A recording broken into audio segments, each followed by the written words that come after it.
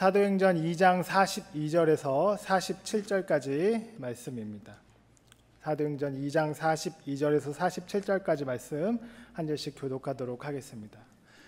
그들은 사도들의 가르침에 몰두하며 서로 사귀는 일과 빵을 떼는 일과 기도에 힘썼다. 모든 사람에게 두려운 마음이 생겼다. 사도들을 통하여 놀라운 일과 표징이 많이 일어났던 것이다. 믿는 사람은 모두 함께 지내며 모든 것을 공동으로 소유하였다. 그들은 재산과 소유물을 팔아서 모든 사람에게 필요한 대로 나누어 주었다. 그리고 날마다 한 마음으로 성전에 열심히 모이고 집집이 돌아가면서 빵을 떼며 순전한 마음으로 기쁘게 음식을 먹고 하나님을 찬양하였다. 그래서 그들은 모든 사람에게서 호감을 샀다. 주님께서는 구원받는 사람을 날마다 더하여 주셨다. 아멘. 오늘부터 7주간 여러분과 함께 풍성한 공동체 생활을 위한 원리에 대한 부분들을 같이 묵상해 보고자 합니다. 오늘은 그 첫 번째 시간으로 신앙은 공동체적 삶이다라는 제목을 가지고 여러분과 함께 오늘 우리가 읽은 본문의 말씀을 다시 한번 좀 묵상해 보고자 합니다. 제가 아는 한 형제가 있는데요. 그 형제는 신앙이 굉장히 좋아요. 그럼에도 불구하고 그 형제는 교회 생활을 굉장히 힘들어했습니다. 여러분들이 저한테 질문할지 모르겠습니다. 아니, 신앙이 좋은데 왜 교회 생활을 힘들어합니까? 앞뒤가 맞지 않지 않습니까? 라고 물으실 수 있을 것 같아요. 그런데 이 형제에게 있어서는 신앙생활은 교회 생활과 같은 게 아니었어요. 대학교를 다니던 그 무렵에 그는 선교단체에서 신앙 훈련을 받았습니다. 그러니까 아주 강한 훈련을 받았어요. 그래서 큐티도 잘했고 또 기도도 잘했고 또 선교에 많이 참여했었죠. 그런데 당시 대학생들을 주 대상으로 했던 그 선교단체의 약점이 뭐냐면은 교회론이 약하다는 거예요. 그러니까 훈련 내용 중에 교회 생활에 관한 부분은 거의 없었다 해도 과언이 아닐 것입니다. 그런 훈련을 받았기에 이제 교회 출석해서 다니다 보니까 자신은 굉장히 신앙적으로 성숙했지만은 교회 다니시는 분들은 신앙이 약한 분들이 많이 있잖아요. 그러니까 그런 분들 보면서 왜 교회 생활을 저렇게 오래 하면서 신앙이 약하냐라고 또 고민하기도 하고, 또 어떤 분은 좀 신앙생활하는 것이 위선적으로 보이기도 하고, 그래서 교회에 대한 부정적인 시각이 굉장히 강했다라는 것입니다. 그러면서 교회가 자기 자신에게 큰 도움이 되지 않는 것 같아서 그래서 힘들어한 형제, 어느 날 그 형제는 저한테 그런 고백을 했습니다. 난 교회만 오면은 몹시 힘들어요. 차라리 혼자 신앙생활 하는 것이 100번 나을 듯 싶습니다. 제가 그 형제 얘기를 들으면서 이제 생각을 해봤어요. 이 형제의 문제는 뭘까? 이 형제는 신앙생활과 교회생활은 같은 것이 아니다라는 생각을 했다라는 것입니다. 여러분에게 중요한 말씀을 먼저 전제적으로 드리고 오늘 말씀을 여러분과 함께 나누고자 합니다. 신앙이라는 것은 100% 공동체 생활입니다. 이게 인정되지 아니하면은 우리는 신앙생활을 하되 굉장히 절름발이식 신앙생활을 할 수밖에 없습니다. 자, 우리가 읽은 오늘 본문 말씀도 신앙의 구조를 공동체적인 삶으로 그렇게 설명하고 있다는 것입니다. 성경이 밝히는 오늘 이 말씀의 교훈을 여러분과 함께 묵상해 보고자 합니다. 자, 먼저 우리 같이 생각해 봐야 할 중요한 내용, 공동체적인 요소는 신앙의 본질이다. 그래서 우리 그리스도인들은 공동체적인 요소가 신앙의 본질임을 확신해야 된다는 것입니다. 제가 확신이라는 단어를 사용했어요. 성경 말씀으로 들어가 보도록 하겠습니다. 사도행전 2장 42절 말씀입니다. 그들은 사도들의 가르침에 몰두하며 서로 사귀는 일과 빵을 떼는 일과 기도에 힘썼다. 이 성경 말씀이에요. 여기서 그들은 그리스도인을 말하는 것입니다. 그러니까 예수를 믿고 신앙생활을 시작한 그런 초창기 교회 그리스도인들이 한 일이 있다라는 거예요. 그들이 한 일을 두 개의 동사가 설명하고 있죠. 몰두라는 동사를 사용하고 있고 또 다른 동사는 힘썼다라는 동사예요. 몰두했다, 힘썼다. 이게 원어적인 의미로 얘기하면 집중했다 또는 에너지를 쏟아부었다, 전심 전력을 다했다라는 뜻으로 여러분이 이해하시면 될 것 같습니다. 그렇다면 그들이 집중하고 전심전력을 다하고 에너지를 쏟아 부은 일이 뭘까요? 사도행전 2장 42절은 네 가지 대한 내용을 얘기하고 있습니다. 첫 번째로는 그들은 사도들의 가르침에 몰두했다. 사도들의 가르침, 다시 말해서 성경을 공부하는 것, 말씀을 듣는 것, 이것에 집중했습니다. 두 번째는 뭡니까? 서로 사귀는 일. 이게 성경 원어적으로는 코이노니아라고 되어 있습니다. 성도 간의 교제를 말하는 것입니다. 그리고 빵을 떼는 일, 빵을 떼는 일이 뭐냐? 그러면 성찬을 말하는 거예요. 성찬, 왜 우리가 성찬 예식을 거행할까요? 왜 예수님께서는 성찬 예식을 우리에게 명하셨을까요? 이 성찬 예식을 통하여서 예수님은 은혜를 부각시키시는 거예요. 우리가 신앙생활을 하게 된 중요한 근원적인 이유가 예수 그리스도의 흘러넘치는 은혜 때문이었다. 우리가 잘나서 신앙생활한 게 아니다. 은혜. 그래서 은혜에 집중하는 것은 신앙생활의 극히 중요한 본질적 행위라고 말할 수 있습니다. 또 다른 내용은 뭡니까? 기도에 힘썼다라는 거. 근데 여기서 네 가지 내용을 잘 보시면은요, 말씀, 하나님의 말씀에 집중하고, 또 예수 그리스도의 은혜에 집중하고, 기도에 집중하고, 이건 당연한 거잖아요. 이건 이거야말로 신앙생활의 본질입니다라고 우리가 말할 수 있는 것이잖아요. 그런데 오늘 우리가 읽은 본문에 한 가지 이 설명에 대한 좀 구조적으로 우리가 조금은 이상하다 고개를 갸우띵할 수 있는 부분이 뭐냐면은 이것과 동일한 선상에서 동격적 내용으로 서로 사귀는 일, 성도의 교제, 그 교제를 본질적인 차원으로 올려놓고 있다는 것입니다. 우리가 신앙인이 함께 교제하는 일은 좋은 일이기는 하지만은, 그러나 그것이 본질적인 내용과 어깨를 나란히 할 정도의 행위인가? 조금은 좀 우리가 의아하게 생각할 수 있는 부분 아니겠습니까? 성도들끼리 교제하는 것은 좋지만은 그렇다고 성삼위 하나님과 연관되어진 것과 동격으로 다룬다라는 것 조금 아닌 것 같은데요 라고 여러분이 말씀하실지 모르겠습니다. 그런 느낌이 들 수가 있을 것 같아요. 그런데 여러분, 그게 성경 말씀이에요. 저는 이 강단에서 제가 주장하는 말을 하고 싶지 않아요. 저는 성경 교사로서, 바이블 티처로서 여러분에게 성경의 내용을 설명하고 싶은 거예요. 제가 어릴 적에 이제 교회에 가면은요, 왠지 좀 사람은 흔적도 없이 사라져 버려야지 굉장히 본질적인 것 같다라는 그런 느낌을 받았습니다. 그러니까 주일 예배에 와가지고 사람의 소리를 내어서는 안 될 것 같은 느낌?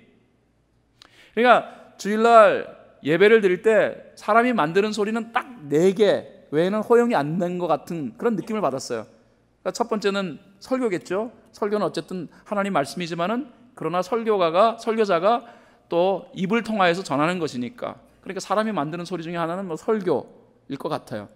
두 번째, 신앙 고백, 그래서 사도신경 같은 거 외우는 것. 그다음에 세 번째, 이 단에 올라와서 장로님들이라든가 또 여러분들이 와서 대표기도 하는 것. 네 번째, 찬송하는 것. 이 정도가 사람이 소리를 내어서 만드는 것 정도는 허용이 되어지는 것 같은데, 그 외에는 절대로 사람의 소리를 내면 안 될 것 같은 그런 느낌. 만약에 예배를 드리다가 옆 사람과 속닥속닥 귓소리라도 이렇게 한다 그러면은 지극히 범죄적인 그런 행위로 지탄을 받을 것 같은 느낌, 이런 것들이 제가 어릴 때 교회 생활을 하면서 받았던 느낌이에요. 우리 교회에서도 어떤 신앙 좋으신 분이 우리 교회에 출석한 적이 있었어요. 신앙이 굉장히 좋으신 분이셨습니다. 그런데 그분도 교회를 출석하다가 힘들어가지고 떠나셨어요. 그런데 그 이유가 뭐냐면은 예배 시작 전에 회중들이 서로 인사하고 또 안부를 전하는 이 소리 때문에 힘들었다라고 그 이유를 밝히셨어요. 그게 뭐 이렇게 힘든 소리입니까? 그랬는데 그분은 이렇게 얘기하셨어요. 그분은 하나님께 집중해야 할 예배 전에 인간의 소리가 너무 크다면 그것은 참 교회의 모습이 아닌 것 같아서 그래서 갈등이 되었다고. 근데 그 갈등이 너무 심화되어서 이제는 교회를 떠나야 되겠습니다라고 밝히셨다라는 거예요.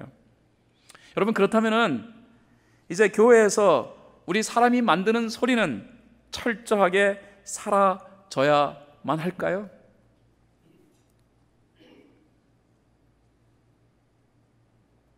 물론 하나님 앞에 집중하기 위하여서 그래서 생겨나는 여러 가지 소음적 소리라든가 이런 것들은 철저하게 통제되어야 합니다.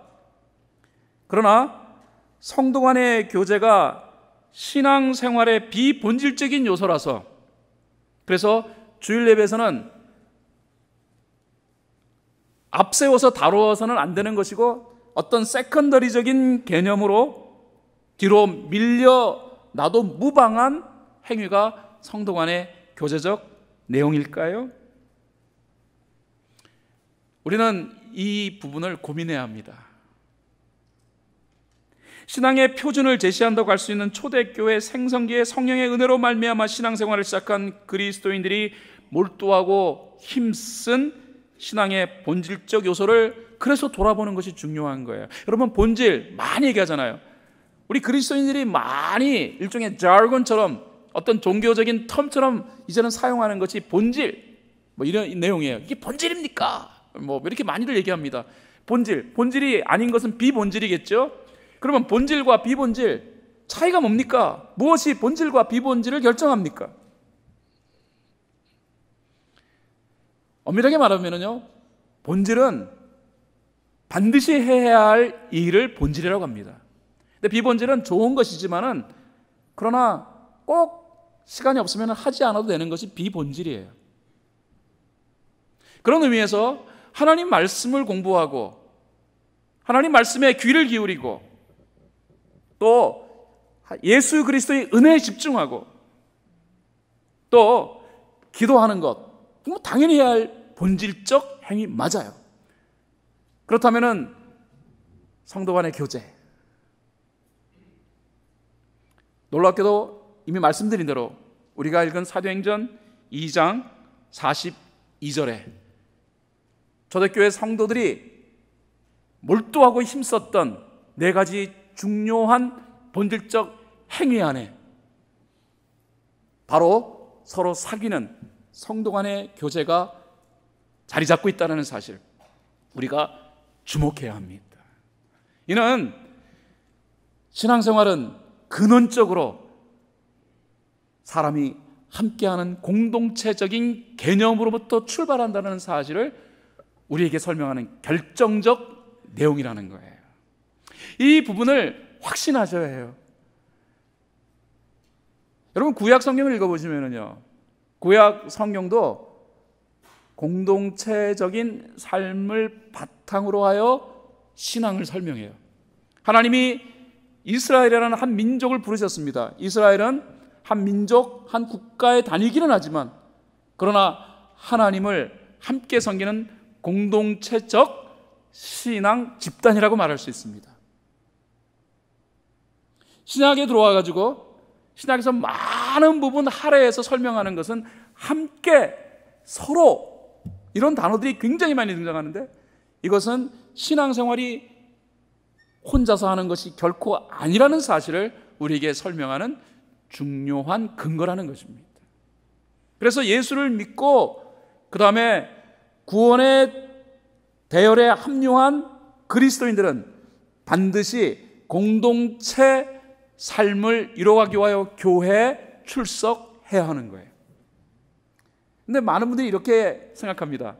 아예 교회 출석하는 건 좋은 건데요, 그런데 교회 가가지고서 사람에게 시달리다 보니까 오히려 상처받고 그 다음에 신앙생활에 방해를 많이 받기 때문에 그래서 좀 교회 공동체적인 그런 모임이라든가 이런 부분에 대해서는 내가 조금 피하는 것이 나의 신앙의 유익을 위하여 좋은 것 같아요 라고 말씀하시는 분들이 계세요. 그래서 우리는 두 번째, 오늘 본문이 우리에게 제시하는 두 번째 내용에 주목해야 합니다. 저는 오늘 두 번째, 신앙생활은 공동체적인 삶이라는 사실을 확신해야 된다는 것을 말씀드리면서, 그 다음에 두 번째, 그 공동체적인 삶이 바로 신앙생활이라는 것, 그러므로 이 공동체적인 삶을 위하여 한계를 뛰어넘는 수고가 필요하다는 사실을 여러분에게 강조하고 싶어요. 한계를 뛰어넘는 수고.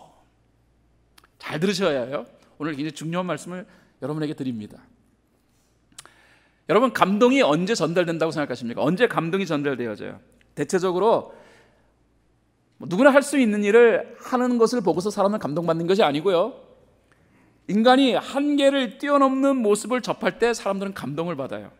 예를 들자면 신체적인 장애를 극복하고 누군가가 참 큰일을 이루었다 그러면은 감동을 받습니다. 또 죽을 수밖에 없는 사람이 그냥 죽음을 무릅쓰고 사투를 벌이다가 결국 살아났다? 그럼 쌍둥이 빌딩이 전에 무너졌는데 그곳에서 그냥 그 빗물을 받아 먹으며 그러면서 버티고 버텼다가 결국 구조에 되어진 이 사람이 이제 TV에 나올 때 막 사람들은 다 환호했어요. 난리 법석을 떼었습니다. 감동받는 거예요. 또 상식을 뛰어넘는 그 어떤 도전이 행해질 때 사람들은 감동을 받습니다. 그러니까 텔레비전에서 이제 감동적인 것들을 만들려고 연출하려고 할 때 주로 이런 장면을 많이 사용하잖아요. 그래서 에베레스트 산을 정복한 사람인데 에베레스트 산을 정복한 사람이 사진이 딱 클로즈업 됩니다. 그러니까 막 햇빛에 얼굴이 그을려 가지고서 얼굴이 형편없어요. 그런데 수염에는 막 그 눈이 이렇게 맺혀져 있고 그런데 그 사람이 딱 태극기를 들고 이렇게 있는 모습, 그러면 사람들이 그걸 바라보면서 막 와 하는 느낌을 받을 수 있도록 연출하잖아요. 아니면은 소방관이 건물의 잔해더미에서 죽어가는 사람을 갖다가 막 먼지를 뒤집어 쓰고 그리고 구조해가지고 다 나오는 그 모습을 다 클로즈업 시킨다든가, 그렇지 아니하면은 신체 장애 선수가 휠체어를 굴리면서 결승점으로 막 들어오는 그 장면을 다 클로즈업 시키면서 감동을 연출해내잖아요. 바로 이런 내용이에요. 우리가 읽은 본문은요, 교회 밖의 사람들이 교회 안에 있는 사람이 보여준 그 어떠한 모습을 보고서 와 하고 감동받았다라는 그 내용이 성경 안에 기록되어져 있다는 것입니다. 사도행전 2장 43절 상반절에 보면은요, 성경은 이렇게 기록되어 있어요. 모든 사람에게 두려운 마음이 생겼다. 여기서 모든 사람은 교회 밖에 있는 사람이에요.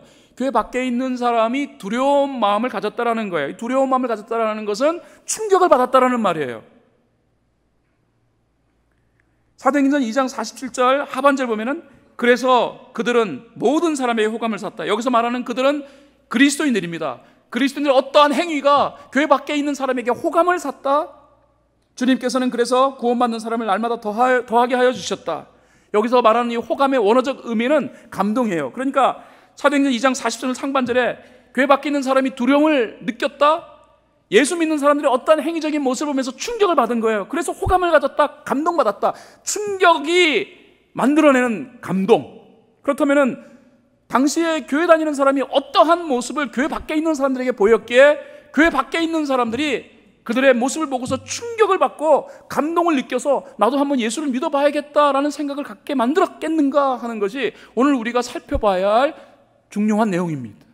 자, 우리는 이 부분을 주목하고자 합니다. 사도행전 2장 44절로 46절 상반절에 당시 예수를 믿었던 초대교회 성도들이 보인 모습에 우리는 주목해야 합니다. 같이 읽겠습니다. 시작. 믿는 사람은 모두 함께 지내며 모든 것을 공동으로 소유하였다. 그들은 재산과 소유물을 팔아서 모든 사람에게 필요한 대로 나누어 주었다. 그리고 날마다 한 마음으로 성전에 열심히 모이고 집집이 돌아가면서 빵을 떼며 순전한 마음으로 기쁘게 음식을 먹고 하나님을 찬양하였다. 우리가 너무 잘 아는 내용이에요. 초대교회 성도들이 보였던 모습, 우리가 익히 듣기도 하고 또 성경을 읽으면서 잘 알고 있는 내용이에요. 그런데 바로 이러한 행동이 교회 밖에 있는 사람들에게 충격을 주었다라는 거예요. 그리고 감동을 먹게 만들고, 그래서 도대체 신앙생활은 뭘까의 궁금증을 가지고 그래서 그들이 신앙생활에 헌신했다라는 거예요. 그 모습을 우리가 조금 더 디테일하게 살펴볼 필요성이 있습니다. 여러분과 함께 우리가 읽었던 사도행전 2장 44절로 46절에 있는 내용을 조금 디테일하게 이제 생각해 보기와 다루려고 합니다. 자, 44절입니다. 44절에 보면은요, 성경은 말합니다. 믿는 사람은 모두 함께 지냈다. 아니, 목사님, 그게 뭐 이상합니까? 아니, 믿는 사람들이 함께 한 교회 생활하는 것은 당연한 것이죠. 여러분, 이게 굉장한 사건이에요. 여러분, 함께 할 수 있는 사람끼리 함께 한다면은 그거는 뭐 놀랄 일이 못 돼요. 마음 맞는 사람끼리 함께 모여가지고서 좋다 좋다 하는 거는 뭐 그건 하나 놀랄 일이 아니에요. 그런데 여러분, 초대교회 교우들은요 절대로 함께 하기에는 뭔가 공통적인 모습이 거의 없는 사람들이 대부분이었습니다. 죄인으로 여겨졌던 세리와 그리고 창기, 다 죄인이야, 죄인. 그런데 그들에게 예수 그리스도의 은혜가 임해가지고 예수를 믿게 되었어요. 그들도 교회 출석할 수 있는 거잖아요. 그런데 그렇게 그런 사람도 있는가 하면은 예전부터 율법을 잘 지켜가지고서 사람들에게 지탄받지 아니하고 와 행위가 너무 고상해, 너무 거룩해 하는 율법주의자들도 예수를 믿고 그 다음에 그리스도인이 되었어요. 근데 그들이 교회 나와가지고 함께 교회를 섬기는 거예요.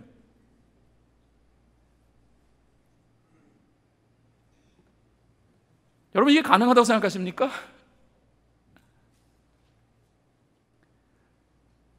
여러분, 그렇지 않아요? 오늘 여러분 예배를 드리는데 여러분이 볼 때 와, 저 사람은 정말 아니야. 여러분이 뭐 사회생활을 하면서 정말 저 사람은 정말 아닌 것 같은데 저 사람은 예수 믿어? 하는 사람이 여러분의 옆자리에 앉았다면 여러분 예배를 드리는데 은혜 받을 수 있으시겠어요? 그 사람이 막 오늘 찬양을 하는데 아니야 라고 여겼던 그 사람이에요. 사회에서는 지탄을 받는 사람이에요. 내가 내 비즈니스의 이 세계 속에서 막 사람들이 지탄을 받으면 막 사기꾼이라는 소리를 듣는 사람인데 그 사람이 예수 믿는 사람인지 몰랐어. 근데 오늘 어떻게 교회 와서 보니까 그 사람이 내 옆자리에 앉아 있는데 오늘 찬양을 하는데 막 두 손을 들면서 찬양을 해요. 여러분, 역겹지 않으세요? 그런데 초대교회가 그랬다라는 거예요. 남자와 여자가 함께 했습니다. 오늘날 남자 여자가 함께 예배드리는 것은 하나도 문제되지 않지만은, 그러나 이 초대교회 시대에는요 남자와 여자와의 이 간격은요 하늘과 땅의 간격만큼 엄청난 간격이 있었다고 생각하시면 됩니다. 함께 얼굴조차 대할 수 없는 그런 간격이 그들에게 있었다는 것입니다. 그런데 남자와 여자가 함께 신앙생활을 해요. 연령대가 다른 사람들이 함께 신앙생활하고, 나중에는요 이제는 이방인들까지 막 들어오는 거예요. 유대교에서 개종했던 사람들이 이방인을 바라볼 때 어떻게 그들이 이방인에 대한 개념을 갖고 있었습니까? 이방인은 상종을 하지 말아야 할 개 같은 존재. 그런데 그들이 예수를 믿었다는 이유 하나 때문에 함께 예배를 드려요. 이전에 나의 삶의 원수 같던 사람들이 예수를 믿고 그리고 들어와서 함께 예배를 드리고, 이제는 노비하고 그 다음에 노비의 주인 상전이 함께 예배를 드리고. 여러분, 이게 가능하다고 생각하십니까? 이 부분이 바로 한계를 뛰어넘는 일이에요. 우리가 그냥 초대교회 성도들은 함께 모여 신앙생활을 함께 이루었다, 공동체적인 삶을 이루었다, 그러려니 생각하시지만 실제로 파고들면 이게 어려운 거예요. 너무 어려운 거예요. 그럼에도 불구하고 초대교회 성도들은 이 한계를 뛰어넘으며 공동체 삶을 이루었습니다. 조금 더 살펴보도록 할까요? 44절 하반절에 보면은요, 그뿐만 아니라 그들은 자신들이 가지고 있는 모든 것을 공동으로 소유하였다라고 되어 있어요. 여러분, 공동으로, 우리가 가지고 있는 것을 공동으로 소유한다, 함께 사용한다, 이거 피를 나는 가족, 부부관계 아니면은 내 물건을 함부로 공동으로 사용하게 하는 것은 그건 쉬운 일이 아니죠. 그런데 초대교회 성도들은요 이제 연합을 뛰어넘어 가지고서 가족화되어진 모습을 보여주고 있는 거예요. 공동 사용, 네 것이 내 것이고 내 것이 네 것이고. 가능합니까? 제가 북한 라진 선봉에 제가 이제 갔었어요. 김 대표 목사님과 같이 갔는데 이제 우리 바위선교에서 지원하고 있는 그 유치원을 방문하기 위해 갔는데, 유치원 방문하고 있는 사이에 그 유치원 밖에 있는 그 밖에 마을이 있었는데, 그 마을에서 막 두 아줌마가 나와가지고서 막 소리를 높여 싸우는 소리가 들리는 거예요. 그래서 또 사람이 그렇잖아요. 어느 곳에 관심이 가냐면 이런 싸우는 소리에 또 관심이 가지 않습니까? 그래서 왜 싸우는가 하고 유심히 한번 살펴봤어요. 그랬더니 이제 그 다른 집 아이가 다른 집 아이의 과자를 뺏어 먹은 거예요. 그러니까 애 싸움이 이제 어른 싸움이 된 거죠. 그러면서 왜 니네 집 애가 우리 집 애 거 과자를 뺏어 먹었냐? 그러니까 다른 쪽에서는 뺏어 먹은 게 아니라 나눠 먹었다고 한다. 뭐 이러면서 막 둘이서 막 이제 싸우는 소리예요. 싸우는데 막 목소리를 높이면서 그 다음에 막 욕을 하면서 이제 막 싸우더라고요. 그래서 싸우는데 북한도 싸우더라고요. 근데 이게 여러분 뭐 싸울 수 있죠라고 생각하시겠지만은 저한테는 이게 굉장히 좀 아주 각별하게 생각이 들었어요. 왠 줄 아십니까? 여러분 북한이 어떤 것입니까? 북한은 공산주의 사회예요. 사회주의 사회예요. 공산주의와 사회주의 개념이 뭡니까? 네 거 내 거 따로 없어요. 다 우리 거예요.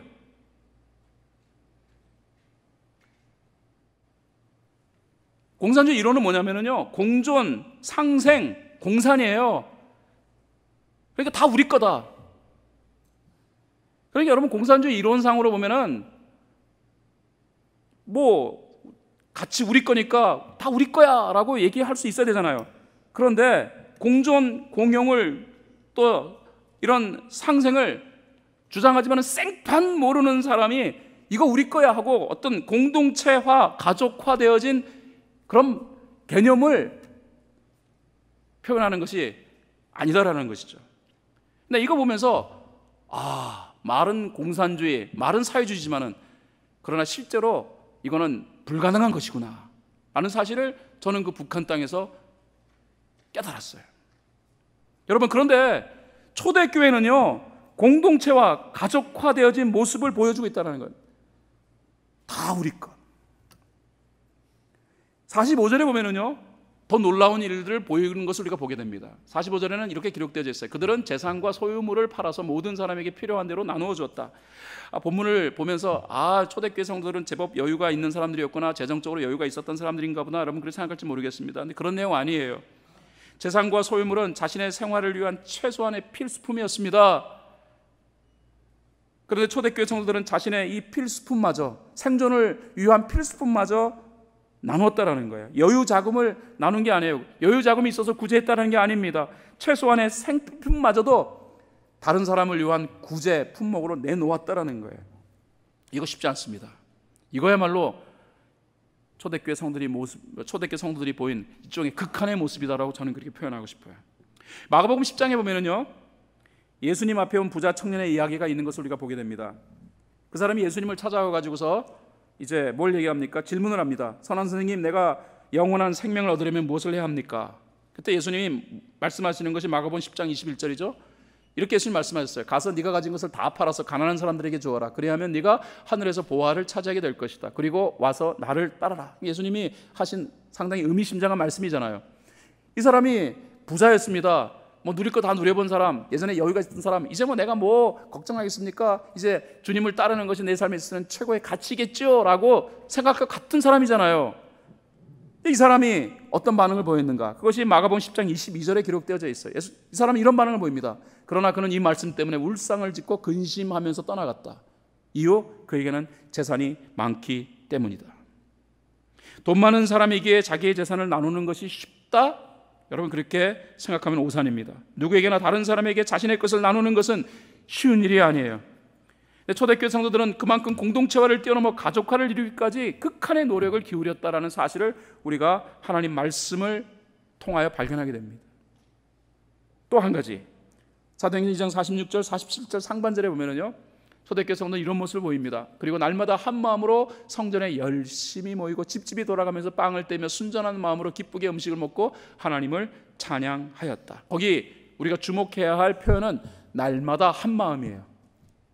성전에 날마다 한 마음으로 열심히 모였고, 그 다음에 날마다 한 마음으로 집집이 돌아가며 빵을 뗐다. 여기서 빵을 뗐다라는 것은 애찬을 나누었다라는 말입니다.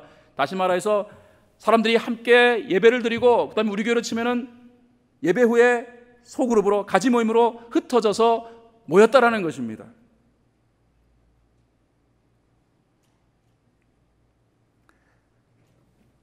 시간이 많으면은 그렇게 할 수 있겠지요 라고 말할 수 있을지 모르겠어요. 그러나 시간의 문제는 동서고금을 막론하고 언제나 이슈가 되는 문제 아닙니까? 먹고 살기 어려운 시절에는 그래서 시간 내기 어려워요. 그런데 먹고 살만 하면은 또 그래서 시간 내기 어려워요. 여러분, 여러분에게 매일 교회 나오라고 한다면 여러분 어떻게 반응하시겠어요? 아니 나는 뭐 사생활이 없나? 왜 교회가 맨날 나오라는 요구만 한단 말인가? 당장 볼멘 목소리 나올 법하지 않겠습니까? 그런데 초대교회 성도들은 날마다 한 마음으로 성전에 모였습니다. 그냥 마지못해 나왔다는 게 아니에요. 성경 원어를 살펴보면은 그들은요 자발적으로 즐거운 마음으로 감동의 마음으로 함께 모였습니다. 사람이 좋으니까 그랬겠지. 이미 말씀드렸잖아요. 초대교회 성도들의 구성원을 보면은 절대로 함께하기에는 너무나 먼 당신 같은 사람들로 구성되어진 교회가 초대교회였다는 말입니다. 그렇다면은 그들은 원래부터 인격이 좋았기 때문에 그런 모든 것들을 다 기쁘게 감당하고 감수하고 신앙생활을 이루어간 것인가? 아닙니다. 우리는 이 부분을 통하여서 초대교회 성도들이 극한의 수고를 공동체적인 신앙생활을 위하여서 투자했다라는 사실을 우리가 인정해야 되는 거예요. 근데 이런 모습을 보고서요, 그 다음에 교회 밖에 있는 사람들이 감동받았다라는 거예요. 사도행전 2장 47절 하반절에 보면은요, 그래서란 말이 나와요. 초대교회 성도들의 이 극한적인 이 공동체적 삶, 절대로 하나가 될 수 없는 그런 여러 가지 제한적 조건을 뛰어넘어 이 공동체적인 삶을 아름답게 갖고 가는 그 모습을 보고 그들은 놀랬다, 충격받았다, 그리고 호감을 가졌다, 감동을 받았다. 그래서 그들은 교회를 찾았어요. 물론 성경은 그것이 주님께서 주시는 은혜였기 때문에, 그래서 주님께서는 구원받는 사람을 날마다 더하여 주셨다고 그렇게 표현하고는 있습니다만, 분명히 표현하는 것은 초대교회 성도들이 이 공동체적인 삶을, 한계를 뛰어넘는 이 공동체, 아름다운 공동체적인 삶에 충격을 받고 그리고 감동을 받고 그래서 교회를 찾아왔다라는 것입니다. 여러분, 언제 사람이 감동받는 줄 아세요? 바로 이렇게 극한의 모습을 보이는 순간 사람은 감동받아요. 제가 예전에 섬기던 교회에서 그 송명희 시인, 그러니까 이 뇌성마비로 태어나가지고서 정상적인 삶을 살아갈 수 없는 그런 자매였는데, 예수를 믿고 난 다음에 그 다음에 예수를 향해서 자신의 삶을 헌신했던 이 자매가 교회 와가지고서 이제 간증하고 그 다음에 찬양을 했는데, 뭐 찬양을 입으로 한 게 아니었습니다. 찬양을 그냥 막 손으로 몸짓으로 하는 거예요. 물론 입으로도 막 뭐라고 얘기하는데 막 못 알아듣겠어요. 그런데 막 몸짓으로 가지고 찬양을 하는데, 그 광경을 보고 교인들이 다 눈물을 흘렸어요. 그런데 여러분, 제가 정말 그때 충격받았던 것은 뭐냐, 한 교인이 그 집회를 끝나고 나가면서 저한테 한 말에 제가 충격을 받았다니까요. 그분이 뭐라고 한 줄 아세요? 그분은요, 그러니까 뭐라고 할까요? 셀프 프라이드가 굉장히 강했던 사람이에요. 자기 프라이드가 굉장히 강했던 사람. 웬만해가지고서는요, 뭐 감동이라는 말을 표현할 수 있는 사람이 아니었어요. 어떤 경우에는 막 목사님에 대해서도 막 설교가 왜 그렇습니까? 라고 얘기할 정도로 아주 뭐라 그럴까, 논리가 강하시고, 웬만해가지고서는 뭐 자기 잘못 이런 말 할 뿐이 아니에요. 그런데 딱 나가시면서 하시는 말씀이, 표정이 멍해요. 그럼 저한테 하시는 말씀, 목사님, 내가 잘못 살았나 봐요. 나는 그 말에 전율을 느꼈어요. 여러분 생각해 보세요. 사람이 웬만해가지고서는 잘못했다, 내가 잘못 살았다 이런 말 잘 못해요. 내가 잘못 살았다? 다른 사람도 아니고 마음도 좀 이렇게 좀 여유 있는 사람이, 그런 분이었다는 모르지만은 자기 프라이드가 그렇게 강한 사람이 멍한 표정으로, 목사님, 내가 인생 잘못 살았나 봐요. 왜 그랬을까요? 감동입니다. 누군가가 극한을 뛰어넘는 이 모습을 보여주니까 여기서 비로소 자기 마음이 무너지는 거예요. 감동을 받은 거예요. 내가 저 자매에 비하면 건강하고 사지가 멀쩡한 사람인데 왜 내가 하나님을 더 열심히 섬기지 못했을까? 뭐 감동이죠. 그러니까 그런 표현을 하는 거예요. 내가 잘못 살았나 봐요. 사랑하는 여러분, 오늘 우리 본문의 말씀을 통하여서 초대교회 성도들이 보인 이 감동적 모습이 뭐 40일 금식 기도를 하면서 성경을 100번씩 뭐 읽었고, 성경을 달달 암송하고, 그 다음에 뭐 교리에 능하고, 매일 새벽마다 나와가지고 하나님 앞에 기도했고, 그래서 세상의 사람들이 그들에게 감동을 입었다라고 성경 말하고 있지 않아요. 물론 우리가 하나님 앞에서 기도하고 은혜에 집중하고 또 우리 하나님 앞에서 말씀에 집중하는 것은 당연한 본질적 행위는 맞습니다. 그러나 우리가 그 행위를 한다고 해가지고 세상에 있는 사람들이 그 모습을 보고서 와 하지는 않는다는 거예요. 왜냐하면 그것은 종교적인 모습이니까 당연히 예수 믿는 사람은 당연히 그렇게 해라고 말할 수밖에 없어요. 그런데 자기들과 연관되어 있는 부분이 뭐냐면은 도대체 하나도 공통점이 없는 사람들이 모여서 서로 깊이 사랑하고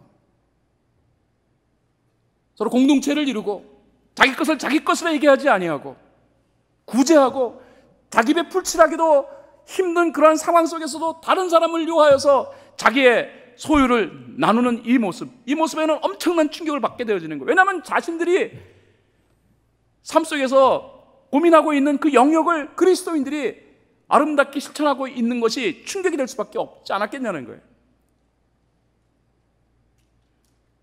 여러분, 오늘 우리는 성도들이 함께 아름다운 공동체를 이루고 서로의 삶을 정말 축복하고 서로의 삶을 헤아리는 이 가족화되어진 이 모습이 바로 신앙의 본질적 모습이라는 사실을 명확하게 이해하셔야 합니다. 그런 의미에서 오늘 저와 여러분이 이 공동체 안으로 우리를 불러주신 하나님께 감사하면서 동시에 성도들을 서로 소중히 여기고 성도들의 삶을 헤아리는 여유로운 마음을 우리들이 가질 필요성이 있음을 다시 한번 말씀드립니다. 예배 오셨다가 그냥 가시면 안 돼요. 그래서요. 예배 오셨다가 그냥 가시면 안 되고요. 예배 끝나고 난 다음에 여러분 어떻게 하셔야 합니까? 서로 함께 돌아보는 거예요. 서로 돌아보아 사랑과 선행을 격려하는 일에 힘쓰셔요. 입 딱 다물고 오늘 나는 예배 드렸어. 그럼 뭐 이러면서 이제 예배 이게 주일 성수야라고 생각하시면 안 된다는 거예요. 함께 식사하시면서 지난 한 주간 삶은 어땠어? 몸이 아픈 사람이 있으면 여러분 기도해 주세요. 지난주에 기쁜 일이 있었다 그러면은 함께 기뻐하시면서 서로의 삶을 함께 돌아보는 이 가족화되어진 공동체적 삶이 바로 우리의 신앙의 본질적 모습이라는 사실을 꼭 기억하시기를 바랍니다. 말씀을 결론 짓겠습니다.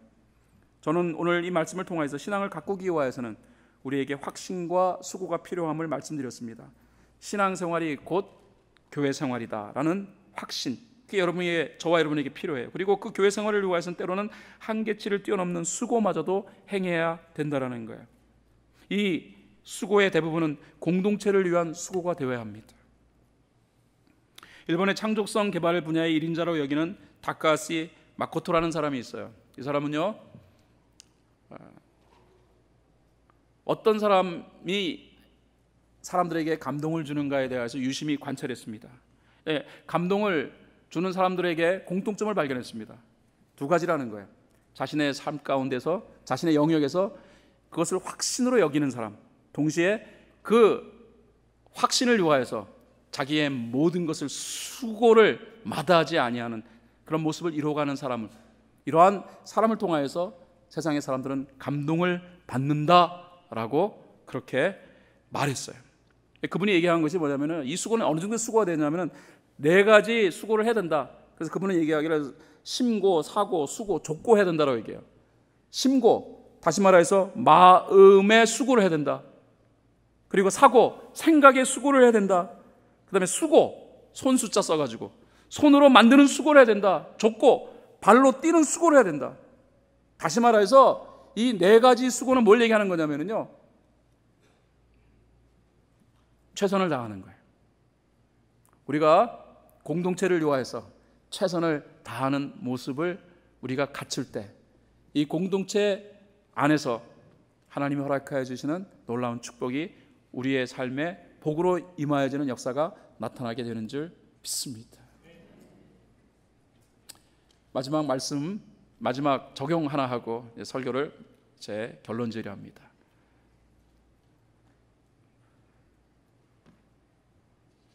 사랑하셔야 해요. 축복하셔야 해요. 돌아보셔야 해요. 이게 하나님이 원하시는 거예요. 자기 옆에 계시는 분을 바라보시면서 그러면서 한번 이렇게 격려해 주세요. 사랑합니다. 축복합니다.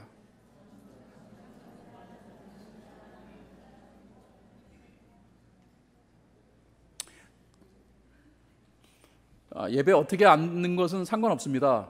그런데 제가 오늘 설교 준비를 하면서 그렇다 그러면 우리가 예배를 드릴 때도 나하고 뭐 늘 대화 나누는 사람, 예를 들면 부부끼리 앉는 것보다는 일주일에 한 번 교회 왔으니까 그러니까 함께 서로 돌아봐야 할 또는 다른 대상과 예배를 같이 드리는 것도 참 좋은 일이다라는 생각이 들어요. 어떤 분은 뭐 이게 예배 드리는 자리에 특정한 자리를 좀 만드는 것이 필요하다고 생각하는데 저는 어디 앉는 것가 중요한 것이 아니고 누구와 앉는가 하는 것이 난 중요하다고 생각해요. 가능하면은 교회 생활을 하면서 함께 서로 대화를 많이 나누지 아니한 분과 함께 자리에 앉아서 예배를 드리는 것도 나는 하나님이 기뻐하실 일이라고 생각합니다. 그래서 다음 주에는 여러분이 하실 수 있는지는 모르겠지만 부부끼리 좀 앉지 마시고 좀 흩어지셔가지고 일주일 교회 생활을 통해서 한 번도 대화를 나누지 아니했던 분과 함께 앉으셔서 예배를 드리다가 그러다가 함께 축복하고 또 함께 기도해주는 뭐 이러한 예배 자리 형태를 앉았으면 어떨까 생각합니다. 단 성가대는 제 예외예요. 성가대는 뭐 할 수 없죠. 성가대 저기 앉아야 되는 건 당연한 거니까. 다시 옆에 계시는 분에게 한 번 더, 이번에는 이제 아는 사람 말고 잘 모르는 사람 이렇게 뒤에 계시거나 앞에 계시면 쳐다보시고서 사랑합니다. 그리고 축복합니다. 인사 나누십시오.